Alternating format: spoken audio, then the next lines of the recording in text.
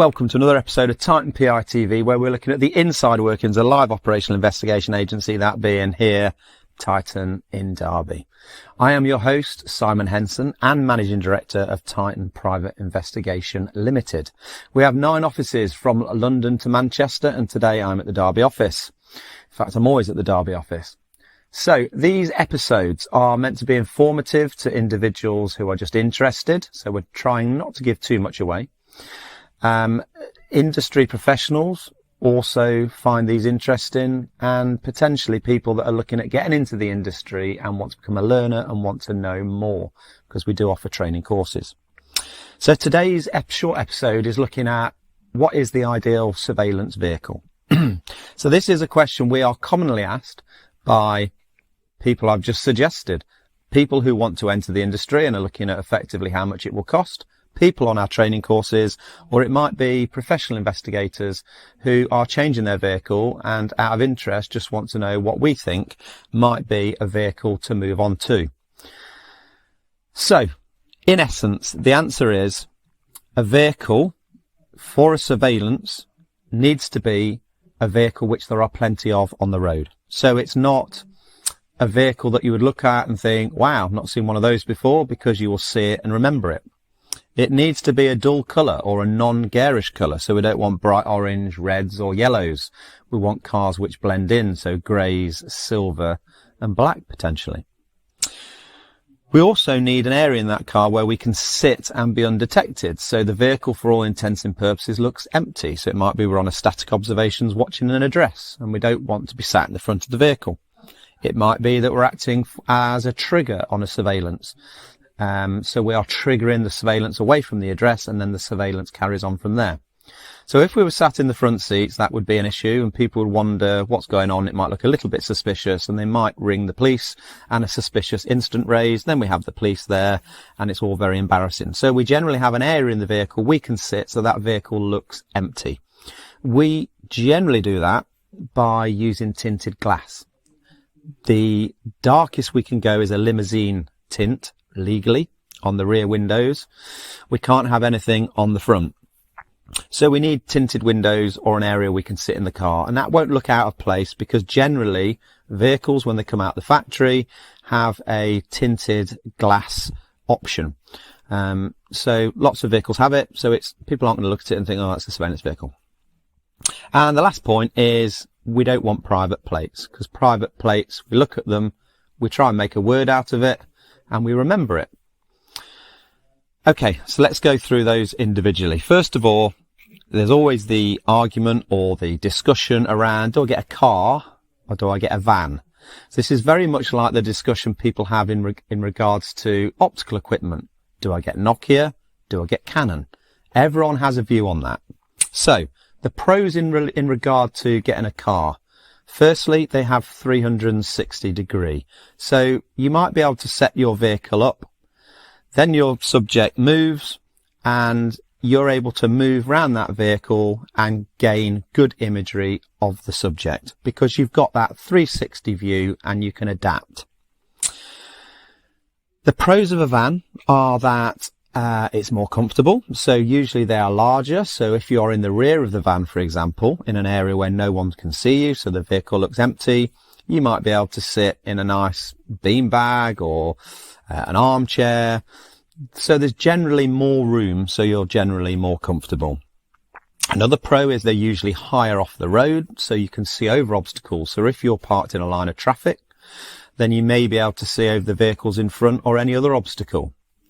And also a commercial vehicle, a van, would be better in a commercial environment. So it might be that we're on an industrial estate where there's not many cars unless they're parked in car parks of businesses. So it might be okay to put a van in that location. So they both have their pros, but they also have their cons.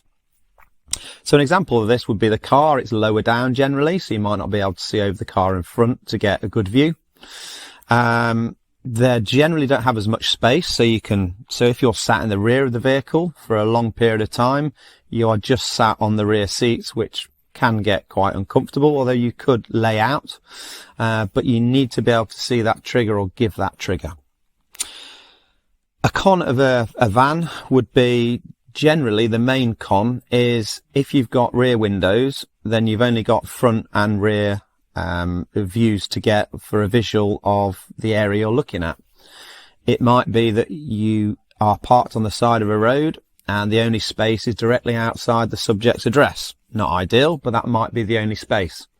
You don't generally have a side view. So if you have a van, you need to start thinking about, do I put a window in the side, or would that look out of place? Or do I look at an external camera system? So I've got a 360-degree view. So it might be you put a camera on the top, which has 360 view, and that is camouflage to be something else. For example, it might be one of those air vents that spins, but in actual fact, it's got a camera in it. Or it might be you have cameras on the sides, on roof bars, or what have you. So you need to think about the limitations of a vehicle. Every vehicle will have certain limitations. Limitations isn't a problem as long as you're aware of them. So if you are taking on a task where you know that you're going to be parked outside the address, you need a side view, then obviously that's not going to be ideal for you if you've got a van with only front and rear view. So an example of good vans. A VW Caddy would be a good van, or a Peugeot Partner. What wouldn't would be a big Ford Transit or a VW Crafter. The reason being, they are usually a long wheelbase and they have a very large presence on the road. But also, because they're a long wheelbase, you're going to struggle to get certain spaces and they're not going to look good in a residential environment. Whereas a car-derived van, like a VW or a Peugeot Partner, or all the others like that, are ideal. So any of those vans will be fine, but not the larger ones like the Ford Transits and the VW Crafter. In regards to good cars, I've had many cars over the years. I've had Ford Focuses, I've had Ford Focus Estates, I've had BMW 3 Series, I've had a Seat Leon, I've had a Vauxhall Zafira. They are everyday vehicles and there's loads of them on the road, apart from the Vauxhall Zafira, because I don't think that's built anymore. But in its time, it was fine and a little bit larger and a little bit more comfortable. So in essence, it's got to be a vehicle that there's plenty of on the road. Private plates. Private plates are a no-no. As I said earlier, they make up a word.